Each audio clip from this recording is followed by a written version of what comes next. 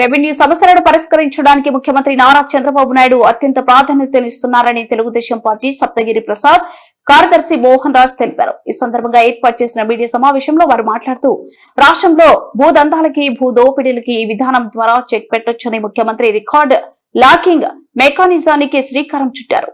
2027 మార్చి నాటికి రీసర్వే 2.0 పూర్తి చేసి 1.12 కోట్ల కొత్త పట్టాదారు పాసు పుస్తకాలు ఇవ్వాలని బిగించారు. గత ప్రభుత్వం రీసర్వే పేరుతో రాష్ట్ర వ్యాప్తంగా భూ వివాదాలు సృష్టించిందని, వీటిని పరిష్కరించేందుకు కార్యాచరణ చేపట్టిన ప్రభుత్వం వేగంగా అడుగులు వేసిందన్నారు.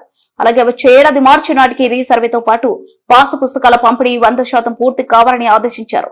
దీనికోసం నెలవారీ లక్ష్యాలను సిద్ధం చేసుకుని కార్యాచరణ అమలు చేయాలన్నారు. జులై తర్వాత మార్చిలోపు 80 లక్షల పాసు పుస్తకాల పంపిణీ జరగాలని తేల్చి చెప్పారు. రాష్ట్రంలో జరుగుతున్న గతంలో జరిగినటువంటి భూ అక్రమాలు, భూదోపిడులు, భూదందాలు వీటన్నిటికీ చెక్ పెట్టాలని, భూములు రైతుల చేతిలో ఉండాలనేసి ఈరోజు రికార్డ్ లాకింగ్ మెకానిజం తీసుకురావడం జరిగింది.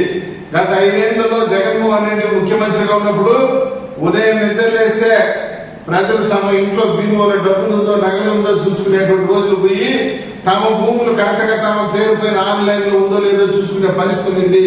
ఈ రోజు ఆ పరిస్థితిని తొలగించి రికార్డ్ లాకింగ్ మెకానిజం తీసుకొచ్చి ఎవరికి సంబంధించిన భూమిని వాళ్ళే చూసుకునే విధంగా వేరే వాళ్ళు ఎవరైనా దాన్ని ఓపెన్ చేసి మీ భూమిలోనూ ఇంకొక యాప్ల ద్వారా ఓపెన్ చేసే విధానం లేకుండా రికార్డ్ లాకింగ్ మెకానిజం తీసుకురావడం జరిగింది.